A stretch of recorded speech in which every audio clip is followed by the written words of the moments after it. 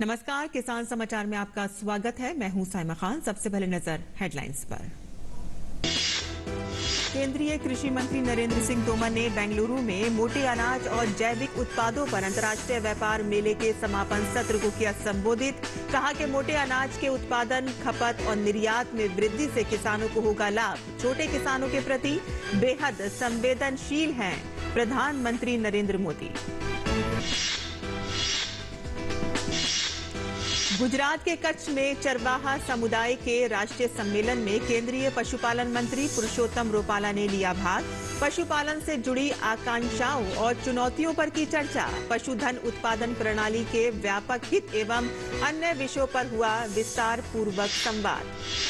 दिसंबर 2021 से दिसंबर 2022 तक भारत में डीजल के दामों में हुआ महज 3% का इजाफा। केंद्रीय मंत्री हरदीप सिंह पुरी ने वाराणसी में पत्रकारों से कहा कि एक्साइज ड्यूटी कम रखने के कारण तेल के दाम रहे स्थिर। अप्रैल 2022 से तेल के दामों में नहीं हुई वृद्धि। अनुसूचित जाति के किसानों को ट्रैक्टरों पर 3 लाख रुपए तक अनुदान दे रही है हरियाणा सरकार। अनुदान पाने के लिए सरलहरियाणा.gov.in पर ड्रॉ रजिस्ट्रेशन की तारीख बढ़ाकर की गई 23 जनवरी। इसके अलावा हरियाणा सरकार 55 तरह के कृषि यंत्रों पर भी दे रही है अनुदान। और अब समाचार विस्तार से। केंद्रीय कृषि एवं किसान कल्याण मंत्री नरेंद्र सिंह तोमर ने कहा कि प्रधानमंत्री नरेंद्र मोदी देश के छोटे किसानों के प्रति बहुत संवेदनशील हैं। मोदी ने दूरदर्शिता के साथ संयुक्त राष्ट्र संघ में मोटे अनाज का मुद्दा उठाया, जहां भारत सरकार के प्रस्ताव को 72 देशों के समर्थन के साथ संयुक्त राष्ट्र की घोषणा के अनुसार स्वीकार कर लिया गया। वर्ष 2023 अब भारत के नेतृत्व में मोटे अनाज के अंतर्राष्ट्रीय वर्ष के रूप में मनाया जा रहा है। इसके पीछे सरकार का मुख्य उद्देश्य मोटे अनाज के उत्पादन और उत्पादकता, प्रसंस्करण और निर्यात को बढ़ाना है, जिससे अंततः देश के किसानों की मदद होगी। केंद्रीय मंत्री तोमर ने रविवार को बेंगलुरु में मोटे अनाज और जैविक उत्पादों पर अंतर्राष्ट्रीय व्यापार मेले के समापन समारोह में मुख्य अतिथि के रूप में ये बात कही। तोमर ने कहा कि मोटे अनाज की फसल कम पानी में उगाई जा सकती है। मोटा अनाज किसानों की आय बढ़ाने में भी मदद करता है। देश में मोटे अनाज के उत्पादन और खपत में वृद्धि के साथ इसका निर्यात भी बढ़ेगा, जिससे बड़ी संख्या में किसानों को लाभ होगा। उन्होंने मोटे अनाज के उत्पादन और खपत को बढ़ाने के लिए कर्नाटक सरकार के प्रयासों की सराहना की और 2001 करोड़ रुपए के महत्वपूर्ण समझौता ज्ञापनों पर हस्ताक्षर होने को मील का पत्थर बताया। उन्होंने राज्य के किसानों को प्रदान किए गए प्रोत्साहन की भी प्रशंसा की। तोमर ने कहा कि केंद्र और राज्य सरकारें किसानों की आय बढ़ाने सहित उनके कल्याण के लिए कई महत्वपूर्ण योजनाएं चला रही है।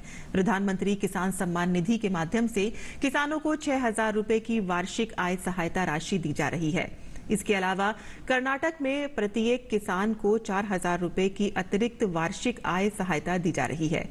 अधिकांश छोटे किसानों की क्षमता बढ़ाने के उद्देश्य से प्रधानमंत्री मोदी ने देश में 10,000 नए किसान उत्पादक संगठनों की स्थापना की पहल की है, जिस पर भारत सरकार 6,865 करोड़ रुपए खर्च कर रही है।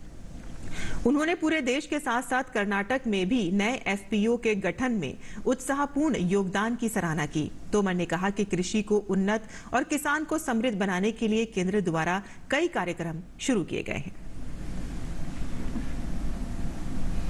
पशुपालन से जुड़ी आकांक्षाओं, चुनौतियों और सरकार से नीतिगत चर्चा हेतु रविवार को कच्छ जिले के भुज में देश भर से आए चरवाहा समुदाय के युवाओं के साथ राष्ट्रीय सम्मेलन का आयोजन किया गया। सम्मेलन में केंद्रीय पशुपालन मंत्री पुरुषोत्तम रुपाला ने पशुधन उत्पादन प्रणाली के व्यापक हित एवं अन्य विषयों पर विस्तार पूर्वक संवाद कर संबोधित किया। रुपाला ने इस तरह के कार्यक्रमों को पशुपालन के व्यवसाय से जुड़े लोगों के लिए बेहद लाभकारी बताया। मरु प्रदेश राजस्थान में जल के महत्व को ध्यान में रखते हुए श्री करण नरेंद्र कृषि विश्वविद्यालय जोबनेर में भारत सरकार के कैच द रेन अभियान की थीम लाइन के तहत बारिश के पानी को संरक्षित कर 11 करोड़ लीटर क्षमता का प्रदेश का सबसे बड़ा फार्म पॉन्ड बनाया गया है। इस तालाब के अलावा विश्वविद्यालय में कुल 9 तालाब और भी बनाए गए हैं। इन तालाबों में जल के संग्रहण और कृषि शोध परियोजनाओं में उपयोग जैसे विषयों पर हमारे संवाददाता ओपी यादव ने बात की विश्वविद्यालय के कुलपति प्रोफेसर बलराज सिंह से। जल है तो कल है, इसी थीम को लेकर श्री कर्ण नरेंद्र कृषि विश्वविद्यालय जोबनेर के कुलपति प्रोफेसर बलराज सिंह लगातार काम कर रहे हैं। अभी हमारे साथ खुद कुलपति मौजूद है। जल की महत्ता और भविष्य में उपयोगिता, इन दोनों विषयों पर बात करने के लिए कुलपति अपने वक्तव्य देंगे। जानते हैं सर, जल की महत्ता आप लगातार दर्शाते रहे हैं, आप किस तरह देखते हैं जल की महत्ता, और आपके पीछे जो मरुसागर तालाब है ये क्या है? मरुसागर तालाब ये 2.5 करोड़ की कैपेसिटी का जल धारण क्षमता का तालाब है, और इस तरीके का दूसरा तालाब आप देखेंगे सामने 11 करोड़ की कैपेसिटी का है, और हमारे जो पीछे 3 तालाब हो रहे हैं वो 35-35 लाख लीटर की कैपेसिटी के हैं। इसके अतिरिक्त हमारा जो दूसरा फार्म है प्रशासनिक भवन के बैक साइड में, वहां पे हमने करीब 1-1 करोड़ के 2-3 तालाब और बनाए हैं। कुल मिला के हमारा ये है कि भाई यहाँ पानी की भारी कमी है और भूमिगत जल नहीं उपलब्ध है बिल्कुल भी। तो ऐसी स्थिति में हमारा इतना बड़ा फार्म है और कृषि विश्वविद्यालय है, तो इसमें कुल मिला के ये है कि कैसे जल का संरक्षण हो, जो जितनी भी बरसात का पानी है एक एक बूंद का हम संरक्षण करें, उसका फिर संरक्षण करने के बाद उसका कृषि के हमारे जो अनुसंधान प्रक्षेत्र फार्म है उसको उपयोग हो, चाहे हमारे एमएससी पीएचडी के स्टूडेंट्स के एक्सपेरिमेंट हो, या ब्रीडर सीड प्रोडक्शन प्रोग्राम्स हो, या हमारा सर्टिफाइड सीड प्रोडक्शन प्रोग्राम हो, या टीएल सीड्स हो, उसमें उपयोग। कैंपस में जितनी भी इमारतें हैं और अन्य तरह का जो पानी का वेस्टेज हो जाता है या पानी को उपयोग होने के बाद जो बह जाता है जिसका कभी उपयोग नहीं हुआ, उसका सदुपयोग करने के लिए भी कोई नवाचार आपने किया, वो क्या है? बिल्कुल, देखिए वो भी हम इसके साथ साथ जल संरक्षण के साथ कर रहे हैं कि आपने हार्वेस्टिंग कर लिया, पानी इस्तेमाल हो गया, हॉस्टलों में गया, गेस्ट हाउस में गया, रेजिडेंशियल कॉलोनीज में गया, लेकिन बाथरूम का पानी और किचन का पानी फिर आपका बेकार चला जाता है। उसको हम एक जगह ला करके, और हमने रिसाइकलिंग यूनिट लगाई है कि पानी को रिसाइकल करके और उसको स्टोर करके बड़े पैमाने पे, और उसको वापस फिर एग्रीकल्चर में उसका उपयोग हो।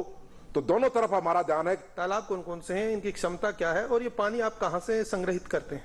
ये पानी देखिए हमारे पास तालाब जो है करीब 10 के लगभग तालाब हैं।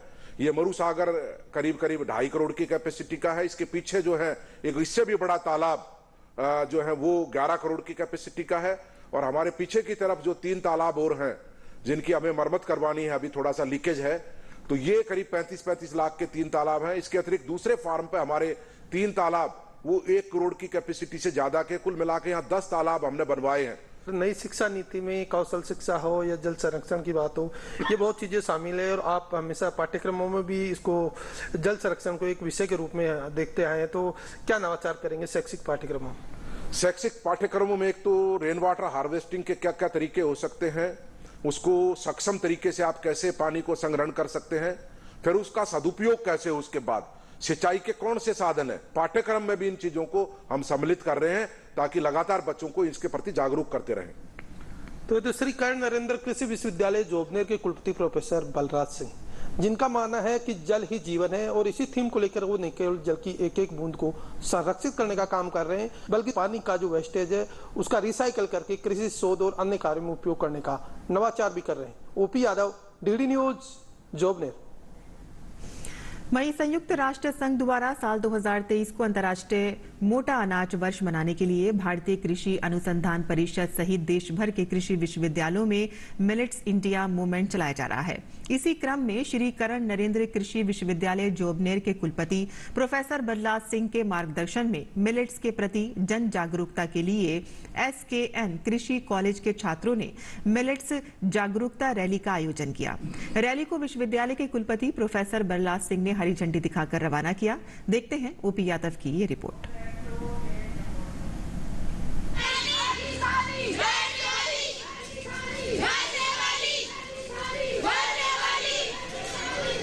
पहली थाली मिलेट्स वाली। जी हां, मिलेट्स को लेकर कई तरह के स्लोगन लिखे नारों के साथ जन जागरूकता रैली का ये विहंगम नजारा है श्री कर्ण नरेंद्र कृषि विश्वविद्यालय के जोबनेर स्थित SKN कॉलेज के छात्रों द्वारा ICAR द्वारा चलाए जा रहे मिलेट्स इंडिया मूवमेंट के क्रम में आयोजित मेगा जागरूकता अभियान का। विश्वविद्यालय के कुलपति प्रोफेसर बलराज सिंह ने रैली को हरी झंडी दिखाकर रवाना किया। कुलपति ने कहा कि मोटे अनाजों की पोषण महत्ता और स्वास्थ्य के लिए उपयोगिता के बारे में लोगों को जागरूक करना ही इस रैली का मकसद है। SKN college of agriculture Jobner में ये एक रैली निकाल रहे हैं जॉबनेर शहर के अंदर, ताकि लोगों को जागरूक करें कि मोटे अनाजों का आज खाद्य सुरक्षा में, पोषण सुरक्षा में और खास करके जो माल न्यूट्रिशन है, कुपोषण की बात है, उसके निवारण में कितना महत्व है। विश्वविद्यालय के कुलपति प्रोफेसर बलराज सिंह ने कहा कि पोषक अनाजों को डाइट में शामिल करने के लिए विश्वविद्यालय के अतिथि गृह और छात्रावासों की मेस में मोटे अनाजों से बने लजीज व्यंजन बनाए जा रहे हैं। एक टाइम का भोजन पूरा जो है वो मोटे अनाजों पर आधारित रहा है और लगातार अब हम इसमें भी ये भी प्रयास कर रहे हैं। अब कोई मीटिंग हो रही है, कोई कॉन्फ्रेंस हो रही है, उसमें भी मिलेट बेस्ड प्रोडक्ट्स हम लोगों को प्रोवाइड करें। गेस्ट हाउस में भी हम प्रयास कर रहे हैं कि मोटे अनाज और आधारित भोजन कुछ हद तक जो लोग आए हैं, चाहे विंटर स्कूल चल रहा है, कोई ट्रेनिंग चल रही है, उनमें लोगों को दें। प्रोफेसर बलराज सिंह ने कहा कि राजस्थान में बाजरे की खेती बहुतायत में होती है, इसलिए विश्वविद्यालय के शोध केंद्र राजस्थान कृषि अनुसंधान संस्थान ने बाजरे की बायो फोर्टिफाइड किस्में RHB 233 और RHB 234 निकाली है, जो पोषक तत्वों से भरपूर है। अनुसंधान के क्षेत्र में कृषि विश्वविद्यालय जॉबनेर ने हमारा जो रारी दुर्गापुरा है, उसने बहुत महत्वपूर्ण किस्में, संकर किस्में और अभी लेटेस्ट जो है 2 बाय फोर्टिफाइड वेराइटीज RHB 233 और RHB 234 का विकास किया है, जिनमें पोषक तत्वों की मात्रा, आयरन का जो लेवल है वो लगभग 80 ppm से ज्यादा है और जिंक का ppm जो निर्धारित मापदंड है 40 है, जबकि उनमें 50 ppm के लगभग है। गौरतलब है कि देश के प्रख्यात कृषि वैज्ञानिक व श्री कर्ण नरेंद्र कृषि विश्वविद्यालय के कुलपति प्रोफेसर बलराज सिंह हमेशा किसानों के कल्याण और विकास के लिए समर्पित भाव से कार्य करने के लिए जाने जाते हैं। यही वजह है कि विश्वविद्यालय द्वारा मोटे अनाजों को बढ़ावा देने के लिए न केवल जन जागरूकता रैली जैसे कार्यक्रमों का आयोजन किया जा रहा है, बल्कि पोषक अनाजों का मूल्य संवर्धन कर इनसे कई तरह के उत्पाद बनाकर किसानों की आमदनी को बढ़ाने का नवाचार भी किया जा रहा है। श्री कर्ण नरेंद्र कृषि विश्वविद्यालय जॉबनेर में विश्वविद्यालय के कुलपति की पहल से अंतर्राष्ट्रीय मोटा अनाज वर्ष 2023 को मनाने का कार्यक्रम किया जा रहा है। इसी क्रम में एक और जहां छात्रों द्वारा जन जागरण और जागरूकता रैली आयोजित की जा रही है, वहीं दूसरी ओर पोषक अनाजों को विश्वविद्यालय के कैंपस में सभी को ज्यादा से ज्यादा अपनी खाने की डाइट में शामिल करें और अन्य लोगों को जिस बारे में जागरूक करें, इसको लेकर प्रेरणा भी दी जा रही है। OP Yadav, DD news, Jobner. Haryana सरकार किसानों को खेती की मशीनें खरीदने के लिए सब्सिडी दे रही है। इस योजना के लिए ड्रॉ रजिस्ट्रेशन फीस जमा करने की आखिरी तारीख 20 जनवरी रखी गई थी। हालांकि अब किसानों को एक और मौका देते हुए खट्टर सरकार ने तारीख 23 जनवरी तक बढ़ा दी है। ऐसे में किसान हरियाणा सरकार की कृषि विभाग की वेबसाइट saralharyana.gov.in पर जाकर ड्रॉ रजिस्ट्रेशन फीस जमा कर सकते हैं। हरियाणा सरकार अनुसूचित जाति के किसानों को ट्रैक्टरों पर 3 लाख रुपए तक अनुदान दे रही है। अनुदान पाने के लिए saralharyana.gov.in पर 10 जनवरी 2023 तक आवेदन करना था। फिर रजिस्ट्रेशन की तारीख जो है वो 20 जनवरी रखी गई और अब इसे बढ़ाकर 23 जनवरी कर दिया गया है। इसके अलावा हरियाणा सरकार 55 तरह के कृषि यंत्रों पर भी अनुदान दे रही है। बता दें कि खट्टर सरकार अनुसूचित जाति के किसानों SB 89 स्कीम के तहत 35 HP के नए ट्रैक्टर की खरीद पर अनुदान दे रही है। इस ट्रैक्टर का उपयोग कर किसान अपनी खेती के कामों को पूरा कर सकेगा। साथ ही आगे चलकर वह इन ट्रैक्टरों के माध्यम से दूसरे किसानों की मदद कर भारी मुनाफा भी कमा सकता है। केंद्र और राज्य सरकारों की तरह से किसानों को सहायता प्रदान करने के लिए कई योजनाएं चलाई जा रही हैं, जिसका लाभ उठाकर किसान अपनी स्थिति बेहतर कर सकते हैं। और ऐसी ही एक योजना फार्म मशीनरी बैंक केंद्र सरकार के द्वारा चलाई जा रही है, जिसके तहत किसानों को 80% तक की सब्सिडी पर कृषि यंत्र दिए जाते हैं।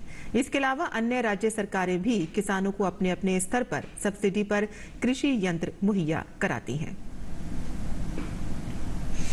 वाराणसी के दौरे पर पहुंचे केंद्रीय मंत्री हरदीप सिंह पुरी ने पत्रकारों से कहा कि अप्रैल 2022 से तेल के दामों में इजाफा नहीं हुआ है। दिसंबर 2021 से दिसंबर 2022 तक भारत में डीजल के दामों में मात्र 3% का इजाफा हुआ। उन्होंने कहा कि हमने एक्साइज ड्यूटी कम रखी है, इसीलिए दाम स्थिर हैं। दिसंबर 21 से लेकर दिसंबर 22 तक इंडिया में डीजल प्राइस सिर्फ 3% बढ़ा। नॉर्थ अमेरिका की मैं बात करूं, यूनाइटेड स्टेट्स में 34%, कनाडा में 36% और बाकी जगह के आंकड़े मैं आपके साथ शेयर कर सकता हूं। केंद्रीय सरकार ने नवंबर 2021 में और मई 2022 में हम लोग जो एक्साइज ड्यूटी चार्ज करते हैं, माननीय प्रधानमंत्री जी ने उसको ऑन 2 ओकेजन नीचे लाया। हमारी जो भारतीय जनता पार्टी की सरकारें हैं उत्तर प्रदेश में, बाकी जगह, उन्होंने भी अपना वैट जो है परसेंटेज लगता है उन्होंने भी कम किया। सेवा परमो धर्म, इस बात को चरितार्थ कर रही हैं वडोदरा की नर्मदा बहन, जो पिछले 35 सालों से जरूरतमंदों का पेट भरने का काम कर रही हैं। नर्मदा बहन रोजाना अपने हाथ से भोजन बनाकर लोगों को खिलाती हैं। 83 वर्ष की इस उम्र में भी समाज सेवा का जज्बा रखने वाली नर्मदा बहन कई लोगों के लिए प्रेरणा का स्रोत बन गई हैं।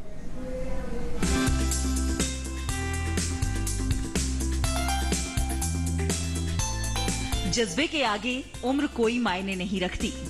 इसी बात को चरितार्थ कर रही हैं वडोदरा की नर्मदा बेन, जिनकी उम्र 84 साल है और सेवा ही उनके जीवन का एकमात्र लक्ष्य।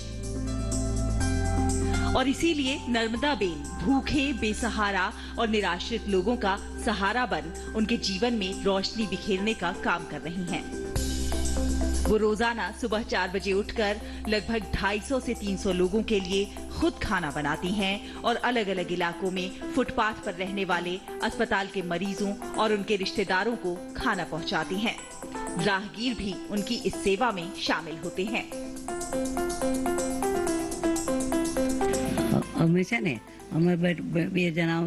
मेरे पति ये शुरू करना चाहते थे। पहले हम खाना बनाकर स्कूटर पर बांटने जाते थे, पर फिर खाने के लिए काफी लोगों ने आना शुरू कर दिया और इसलिए हमने ऑटो रिक्शा में जाना शुरू किया। धीरे धीरे आसपास के लोगों ने भी इस नेक काम में सहयोग देना शुरू किया, तो हमने भोजन वितरण के लिए एक वैन ले ली।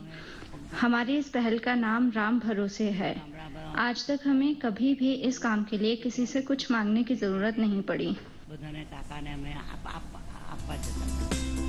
अन्न सेवा में प्रतिदिन भोजन करने आने वाले लोग उनके इस कार्य से बहुत खुश हैं। महीने में करीबन 2 बार तो गांव में ही जाते हैं। वहां भी कपड़े, खाना, अनाज, तेल जो भी आता है, चप्पल, स्लीपर जो भी आता है, सब प्रेम से आज सबको जाके हम दे के आते हैं। वो बाका बहुत उत्कृष्ट भाव है और उसका घर का भी साथ सहकार बहुत अच्छा है। उन लोगों को लड़का लड़की सब जो भी है, सब पूरा, उसकी लड़की भी है वो और जमाई, वो दोनों भी साथ में आते हैं, हर रोज आते हैं। और दाल भात, साग, शीरो, खमन, बाका हर रोज का ये खाने का प्रबंध चलता रहता है। नर्मदा बेन अपने सहयोगियों के साथ मिलकर रोजाना दाल, चावल, खमन और शीरा जैसे व्यंजन बनाती हैं और फिर काशी विश्वनाथ, बादामी बाग, कीर्ति मंदिर और मांडवी जैसी जगहों पर जाकर पूरे सम्मान के साथ लोगों को खाना परोसती हैं। सिर्फ इतना ही नहीं, नर्मदा बेन की टीम अस्पतालों के मरीजों और उनके रिश्तेदारों को भी टिफिन पहुंचाते हैं। मकसद सिर्फ एक कि कोई भी अभावों के चलते भूखा ना रहे। वडोदरा से संजय पागे के साथ सुमन बुराना की report, DD news.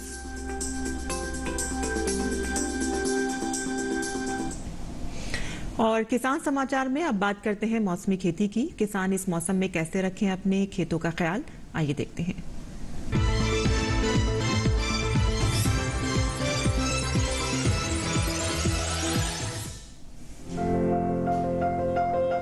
Madhya Pradesh में गेहूं की बुआई कर ले, गेहूं के खेत में जरूरी उर्वरक डालें, गेहूं के खेत में सिंचाई भी करते रहें।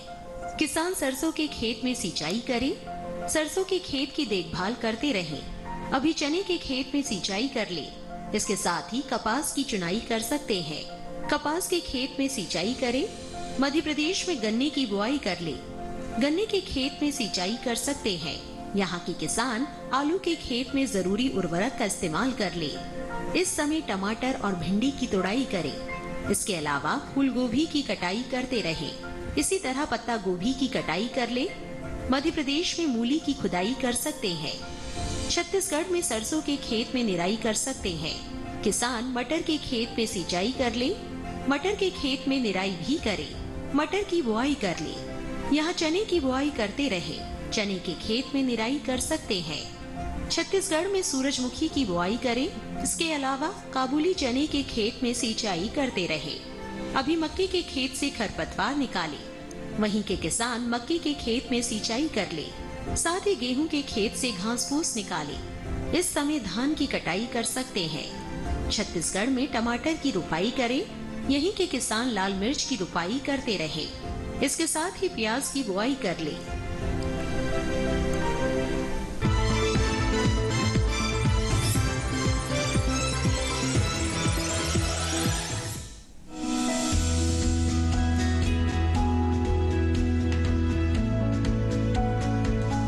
बुआई के लिए अभी का समय उपयुक्त है। बुआई से पहले खेत को अच्छी तरह जोतकर मिट्टी को भुरभुरा बना लें और फिर पाटा लगाकर उसे समतल कर लें। बोते समय कतार से कतार के बीच की दूरी 30 से 40 सेंटीमीटर के बीच होनी चाहिए, जबकि बीज से बीज का फासला 10 सेंटीमीटर के करीब रखें। राजमा के लिए 2-3 बार सिंचाई की जरूरत होती है। बुआई के 4 हफ्ते बाद पहली सिंचाई करें, लेकिन ये सिंचाई हल्की ही होनी चाहिए। बाद में 1 माह के अंतराल पर सिंचाई करते रहें। पहली सिंचाई के बाद निराई गुड़ाई कर लें। गुड़ाई के समय थोड़ी सी मिट्टी पौधों पर चढ़ा दें, इससे फलियां लगने पर पौधे गिरेंगे नहीं। राजमा को मोज़ैक रोग लग सकता है। पत्तियों पर इसका असर दिखते ही कृषि वैज्ञानिक की सलाह से उचित दवा का छिड़काव करें। साथ ही जिन पौधों में बीमारी लगी है उन्हें निकालकर पहले ही फेंक दें। राजमा की फसल में सफेद मक्खी या माहू कीट भी लग सकता है। राजमा की फलियां 125 से 130 दिन में पककर तैयार हो जाती हैं। कटाई के बाद फसल को 1 दिन के लिए खेत में पड़ा रहने दें। बाद में मड़ाई करके दाना निकाल लें। मड़ाई समय पर करें, वरना फलियां चटक जाती हैं और दाने खुद ब खुद बाहर निकल आते हैं। 1 हेक्टेयर में सामान्य रूप से 15 से 20 क्विंटल तक राजमा पैदा हो सकता है।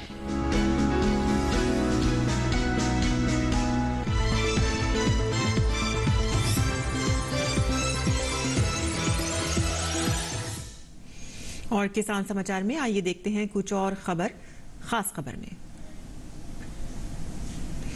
प्रधानमंत्री नरेंद्र मोदी ने अंडमान निकोबार द्वीप समूह के 21 अनाम द्वीपों का नामकरण परमवीर चक्र विजेताओं के नाम पर किया। प्रधानमंत्री ने वर्चुअली कार्यक्रम में शिरकत की।